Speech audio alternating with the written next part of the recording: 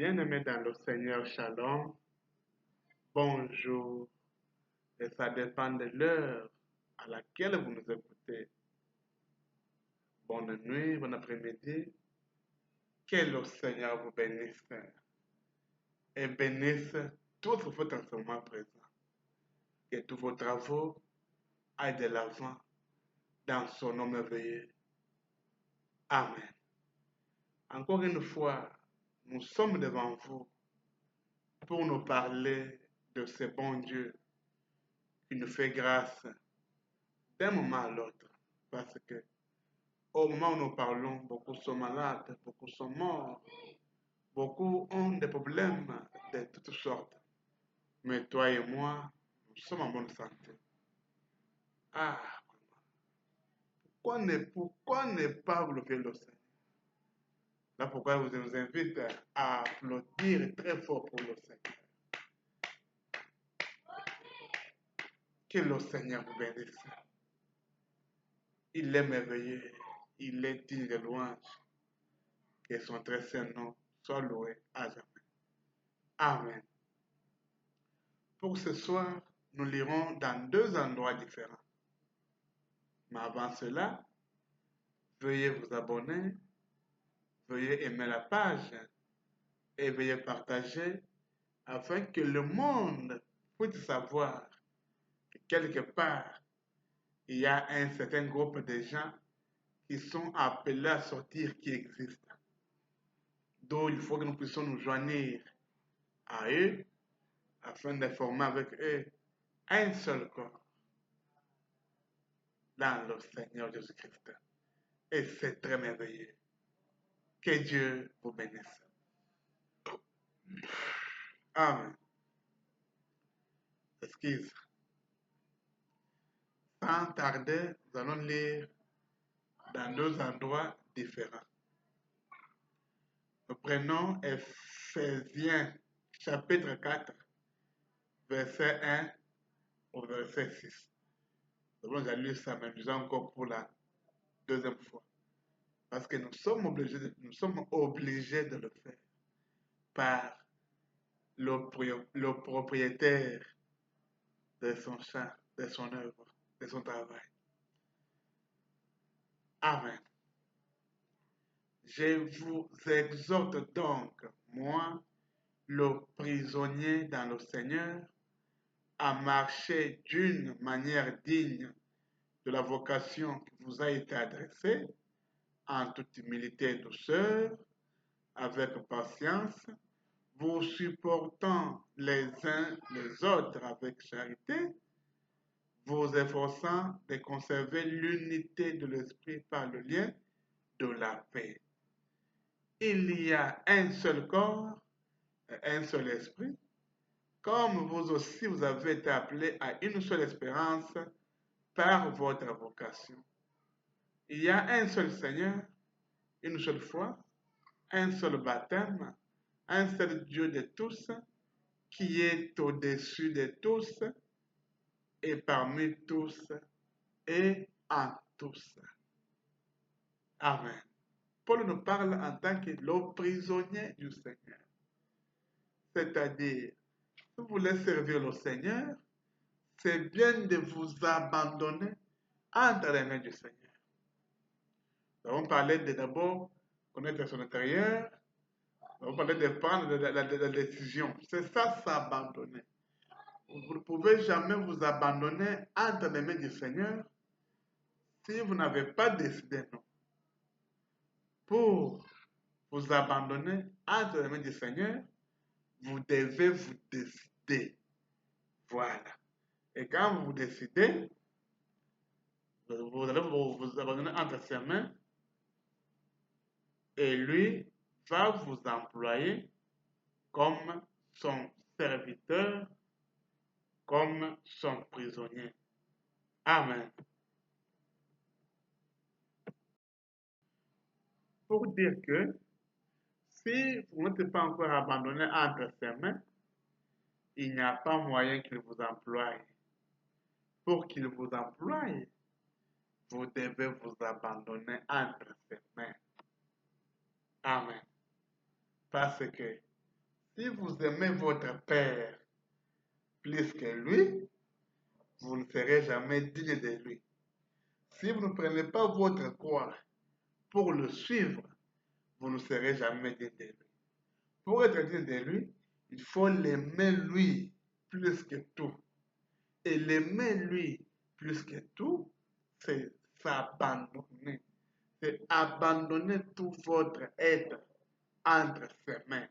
Lui dire, Seigneur, moi, je suis comme un instrument, ou je suis un instrument entre tes mains, fais avec moi comme bon te semble.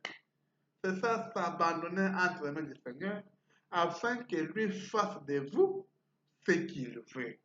Alors, quand vous vous abandonnez entre ses mains, donc vous vous êtes décidé, après avoir réveillé votre intérieur.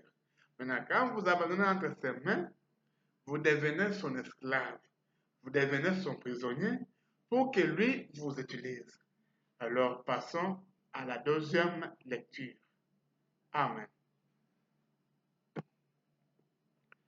Ésaïe chapitre 6, verset 1 au verset 8. Ésaïe chapitre 6, verset 1 au verset 8. Amen. L'année de la mort du roi Osias, j'ai vu le Seigneur assis sur un trône très élevé, et les pans de sa robe remplissaient le temple. Des séraphins se tenaient au-dessus de lui. Ils avaient chacun 6 ailes, 2 dont ils se couvraient la face, 2 dont ils se couvraient les pieds, et 2 dont ils se servaient pour voler. 3. Ils criaient l'un à l'autre et disaient, Saint, Saint, Saint, est l'Éternel des armées. Toute la terre est pleine de sa gloire. Les portes furent ébranlées dans leur fondement par la voix qui retentissait, et la maison se remplit de fumée. Alors je dis, malheur à moi, je suis perdu, car je suis un homme dont les lèvres sont impures. J'habite au milieu d'un peuple dont les lèvres sont impures, et mes yeux ont vu le roi, l'Éternel des armées. Verset 6. C'est bon. Mais l'un des séraphins vola vers moi, tenant à la main une pierre ardente qu'il avait prise sur l'autel avec des pincettes. Il en toucha ma bouche et dit, ceci a touché tes lèvres, ton iniquité est enlevée et ton péché est expié. Verset 8. J'entendis la voix du Seigneur disant, qui enverrai-je et qui marchera pour nous? J'ai répondu, mais voici, envoie-moi. Amen. Être pardonné, l'iniquité pardonnée, c'est avoir la grâce d'être baptisé, avoir la grâce d'être scellé. Parce qu'avant qu'il vous scelle, il va d'abord vous pardonner. Voilà la grâce de Dieu, l'amour de Dieu. Pour montrer que, de la même manière qu'il avait pardonné à Isaïe ses fautes, c'est comme ça qu'il va aussi te pardonner tes fautes. Mais pourquoi il a pardonné à Isaïe? C'est parce que quand il a dit, qui enverrai-je? Isaïe a dit, mais voici, envoie-moi. En quelque sorte, Isaïe s'est abandonné entre ses mains. Amen. Quand vous vous abandonnez entre ses mains, la première des choses, il efface votre iniquité. Il pardonne vos péchés. Il vous scelle de son esprit et il vous donne la vie éternelle. Vous pouvez être en train de marcher sur la terre. On voit un homme. Et pourtant, vous n'êtes plus un homme, mais vous êtes déjà demi-Dieu. Vous êtes Dieu parce que l'Esprit de Dieu est en vous. Amen. Et quand vous aurez à mourir, le monde verra que vous êtes mort. Et pourtant, ça c'est la chair. Vouloir ou pas, ça rentrera au fin fond de la terre. Mais moi, vous, à l'intérieur, je serai quelque part dans cette cité qui est au-delà des étoiles. Je serai quelque part. Oh, je serai quelque part, moi, José, oh, quelque part, pour entendre mon nom. Je serai quelque part, moi, José, je serai quelque part, oh, quelque part, pour entendre mon nom. Pourquoi? Parce que ce monde n'est pas chez moi. Voilà. Ce monde n'est pas chez nous. Ce monde n'est pas chez toi. Voilà pourquoi tu dois désirer cette belle simplicité. Voilà, de toutes tes pensées, de tout ton cœur. Parce que vouloir ou pas, un jour, ce corps arrivera à la fin des jours prescrits par Dieu. Quand ce nombre de jours arrive, ce corps est obligé de s'arrêter. Ça s'arrête et l'âme doit sortir. Alors, au moment où ton corps s'arrêtera, ton âme sera où? Où passeras-tu ton éternité? Est-ce que tu t'es déjà posé cette question-là? Alors, si tu veux passer ton éternité avec nous, avec notre Seigneur, acceptez mon frère et ma soeur de vous abandonner entre les mains du Seigneur afin que le Seigneur vous utilise. Nous parlons de l'amour, mais il n'y aura jamais un être qui aura de l'amour plus que notre Dieu. Et notre Dieu, riche en amour qu'il est, ne peut jamais vous utiliser et vous laisser se perdre jamais. S'il vous utilise, donc, sachez que vous avez la vie éternelle en vous. Pourquoi? Sa parole dit, ce qui est dans la main de mon Père, personne ne peut le toucher. Mais Dieu vous a utilisé. Pourquoi? C'est parce que vous êtes dans sa main. Et étant dans sa main, qui autre peut avoir de pouvoir? Qui autre peut avoir la puissance qui dépasse mon Seigneur Jésus-Christ? Mon seul Seigneur. Ce n'est pas le Seigneur des guerres de la terre, pleine de la haine et de la jalousie. Non, mon Seigneur à moi. Son nom humain, c'est mon Seigneur Jésus-Christ. Reconnaissez ma journée. Vous l'avez compte. C'est mon Seigneur, le Tout-Puissant. Il n'y a pas un autre. Il est le seul. Le roi de mon âme, mon mari. L'homme à qui il faut faire confiance.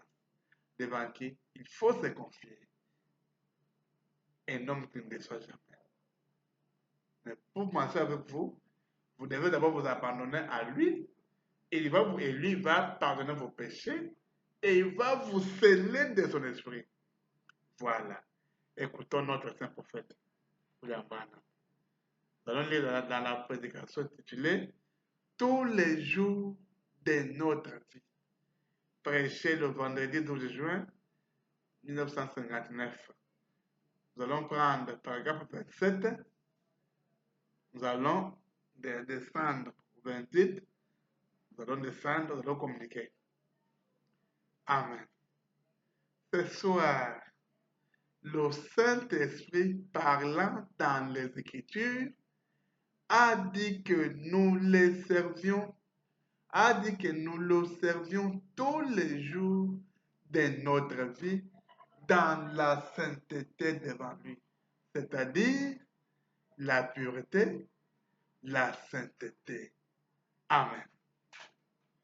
Si le Saint-Esprit est en vous, si réellement vous vous êtes abandonné dans le Seigneur, vous devez servir le Seigneur dans la pureté, dans la sainteté.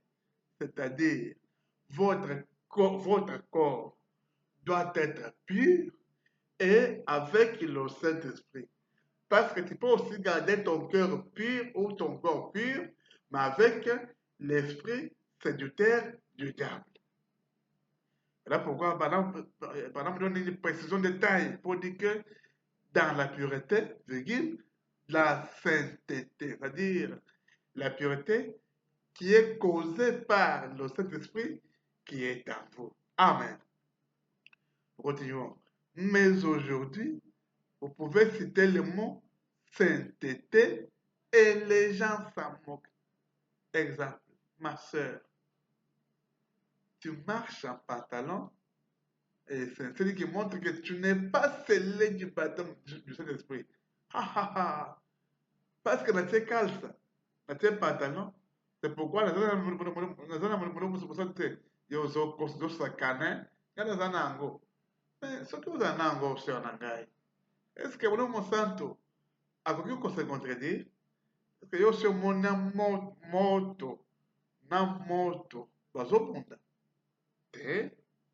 Soki ozala molimo mosantu ndenge nini molimo mosantu na yo wana ezobundisa parole de Dieu.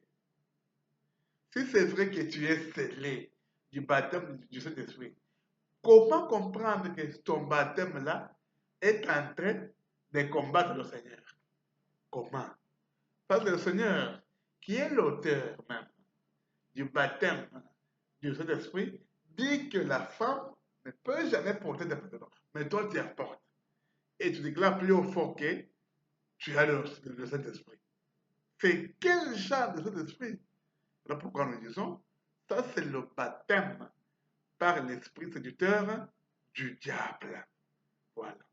Et ce que vous faites, ce n'est que se moquer de la parole du Seigneur. Amen. Vous voyez comment Satan a enveloppé toute la chose. Toutefois, vous êtes un esclave, mon frère, ma soeur. Toi qui portes des pantalons d'homme, toi aussi qui portes des jupes de femmes, on voit un homme qui va perforer ses oreilles et mettre les choses comme si c'était une femme. Hein? Tu es perdu, n'est-ce pas? Tu es devenu un homme efféminé. Ta place sera dans l'enfer parce que tu insultes Dieu que non, Dieu, tu devais me créer une femme, mais tu m'as créé un homme. Voilà. Non, Dieu sait pourquoi tu as créé un homme. C'est pourquoi tout ce que tu fais là, sachez que tu es un esclave. Continuons. Et si vous êtes un chrétien, vous êtes un esclave. Vous êtes un esclave du Seigneur Jésus. Amen. Amen. Si vous êtes un chrétien, mon frère et ma soeur, vous êtes un esclave du Seigneur Jésus. Si vous êtes une personne double, à la fois esprit et corps, si vous nourrissez la chair, vous êtes esclave du diable et vous crucifierez l'âme qui est en vous. Car la Bible dit, l'âme qui pêche, c'est celle qui mourra.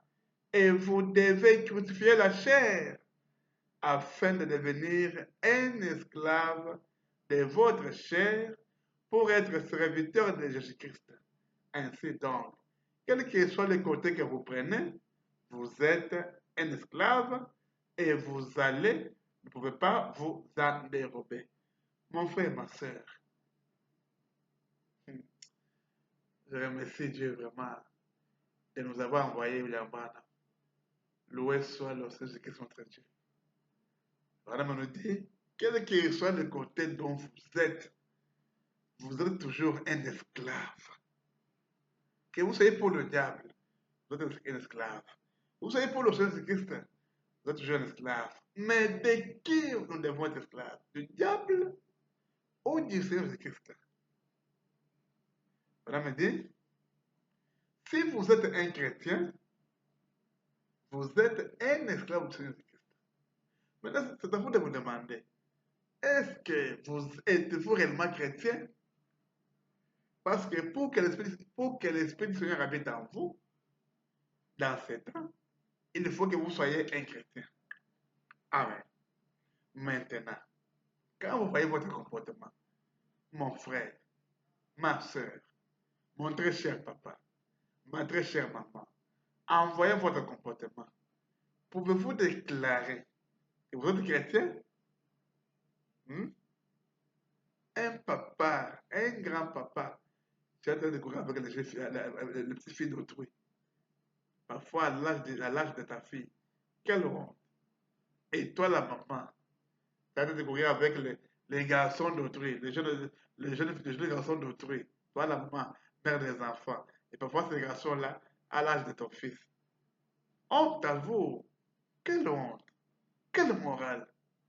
Vous êtes des délinquants, un papa délinquant, une maman délinquante, c'est pas normal. Revenez à la parole vide. Ça, ce n'est pas votre position. Dieu ne vous a pas créé pour être comme ça, non. Dieu vous a créé pour le servir. Servez le Seigneur, papa.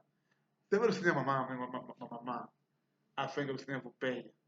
Si vous êtes chrétien, vous êtes esclave du Seigneur Jésus-Christ. Mais si vous êtes une personne double, de ce côté ici chrétien, là-bas païen. Ah. Si vous nourrissez la chair, vous êtes esclave du diable. Yo makambo na nyonso eza kaka na nzoto. Toi, tout ce que tu fais, ce n'est que pour la chair. La boisson, c'est toi. La prostitution, c'est toi. Le vol, le mensonge. Tous les 15 actes abominables de Galates 5 sont à toi. Pourquoi ça, mon frère, ma soeur? Change ton comportement. Si vous nourrissez la chair, vous êtes esclave du diable et vous crucifierez l'âme qui est en vous. Mon frère, ma soeur, arrêtez-vous un peu. Analysez votre vie. Comment votre vie marche? Quand vous voyez comment vous marchez, excusez. Quand vous voyez comment vous marchez, vous-même, vous pouvez faire un calcul, une mathématique, pour dégager X, pour savoir que selon ta façon que tu marches là, ta vie va en enfer ou ta vie va au ciel. C'est le Seigneur. Tu connais comment tu marches. Alors, quand tu vois ta façon de marcher là, ton âme sera où? Voilà pourquoi le prophète dit, si vous êtes une personne double, si vous nourrissez la chair, vous êtes esclave du diable et vous crucifierez l'âme qui est en vous. En nourrissant votre chair, vous crucifiez votre âme. Car la Bible dit, l'âme qui pêche, c'est celle qui mourra. C'est l'âme qui pêche qui va mourir. Là pourquoi mon frère, revois ta position et quitte de la position dans laquelle tu es placé. Serve le Seigneur. 28. Vous êtes donc un esclave. Vous êtes marqué. Et la Bible dit que dans les derniers jours, il y aura 2 marques. Il n'y en aura que 2. Et toute personne sur la terre devrait avoir l'une ou l'autre marque. Vous ne pouvez pas échapper à cela. L'une, c'est la marque de la bête et l'autre, c'est le sceau de Dieu. Et le sceau de Dieu, c'est le Saint-Esprit, la voie pourvue par Dieu pour son Église. Ephésiens 4:30 dit, n'attristez pas le Saint-Esprit, la voie pourvue par Dieu pour... N'attristez pas le Saint-Esprit, la voie pourvue par Dieu pour son Église. Amen. N'attristez pas le Saint-Esprit de Dieu par lequel Vous avez été scellés jusqu'au jour de votre rédemption. Et rejeter ce Saint-Esprit, c'est prendre sur soi la marque de la bête. Tous ceux qui n'avaient pas reçu la marque de Dieu avaient reçu la marque du diable. Ainsi, vous êtes marqués. Vous êtes marqués soit comme étant esclaves de l'amour de Dieu, soit comme étant esclaves des choses du monde du diable. C'est dur. Mais nous sommes des esclaves et nous voulons le servir tous les jours de notre vie. Un esclave est un serviteur. Et pour être un serviteur de Jésus-Christ, il vous faut être un esclave de vous-même. Oh Dieu, faites que cela pénètre. Crucifiez-vous, crucifiez votre chair ainsi que vos désirs, afin que Dieu puisse s'emparer de votre cœur pour vous conduire et vous motiver. C'est cela être un esclave de Christ, un esclave appelé. C'est ainsi que Paul l'appelle. Paul a dit qu'il était un esclave du Seigneur Jésus, un esclave au service du Seigneur Jésus qui allait par-ci par-là chaque jour, crucifiant la chair pour être un esclave de Jésus-Christ, se réjouissant parce qu'il était esclave. C'est cela. Amen. Le prophète dit, vous êtes un esclave. Vouloir ou pas, il n'y a que deux esprits. L'esprit de Dieu et l'esprit du diable. Comme il y a deux esprits, il y a aussi deux types d'esclaves. Esclaves du Seigneur et esclaves du diable. Et bien, on me dit, personne ne peut avoir une position intermédiaire. Je dis que non, moi je suis intermédiaire. Je ne suis ni du diable ni de Dieu. Non. Chaque personne sur la terre est marquée, soit positivement pour être avec le Seigneur, ou négativement pour être avec le diable. Alors, vous êtes marqués. Voilà pourquoi vous devez tout faire. Si vous êtes du diable, à quitter le diable pour suivre le Seigneur Jésus-Christ, notre Dieu. Il faut que cela pénètre. Amen. Ne soyez pas l'esclave des choses du monde, mais soyez l'esclave du Seigneur Jésus-Christ. C'est cela être un esclave de Christ, un esclave appelé. Quand vous servez Christ, notre Seigneur, Christ, mon Seigneur. C'est ainsi que Paul l'appelle. Paul a dit qu'il était un esclave du Seigneur Jésus, un esclave au service du Seigneur Jésus qui allait passer par là chaque jour, crucifiant la chair pour être un esclave de Jésus-Christ, se réjouissant parce qu'il est esclave. C'est cela. Amen. Et quand vous êtes esclave, vous êtes chrétien et le Seigneur est avec nous, est avec vous. Amen. 31. Nous cherchons une cité dont Dieu est l'architecte et le constructeur. Lorsque nous laissons tomber cette vieille robe de chair et que nous monterons pour saisir le prix éternel, nous crierons pendant que nous traverserons les airs. Adieu, adieu douce heure de prière. Voilà ce que nous cherchons. Nous attendons le jour où nous serons délivrés de ce vieux corps de corruption. Il ne sera plus esclave, mais nous serons dans les bras, aux soins, à l'image de celui qui nous a aimés et qui a donné sa vie pour nous, afin de nous laver par les eaux de la parole et de nous rendre présentables dans la présence de Dieu. Sa présence nous accompagne. Les anges de Dieu campent autour de ceux qui le craignent. Amen. Et nous savons qu'il est ici ce soir. Et nous savons qu'il est avec toi qui nous écoute. Je sais qu'il est avec toi. Je sais qu'il est dans votre maison. Je sais qu'il est aussi avec moi. Je sais qu'il est aussi dans ma maison. Je sais qu'il est aussi dans vos travaux. Je sais qu'il est aussi dans mes travaux. Je sais qu'il va répondre à tes projets. Et je sais qu'il va aussi répondre à mes projets. Il est avec nous. Celui qui nous a aimés et qui a donné sa vie. Son nom humain, c'est le Seigneur Jésus-Christ en qui nous devons croire de tout notre cœur, de tout notre être. Lui, le Seigneur Jésus-Christ, notre Dieu. Amen. Veuillez vous abonner, veuillez aimer la page, veuillez partager. Pour ce soir, nous avons ici. Que Dieu vous bénisse.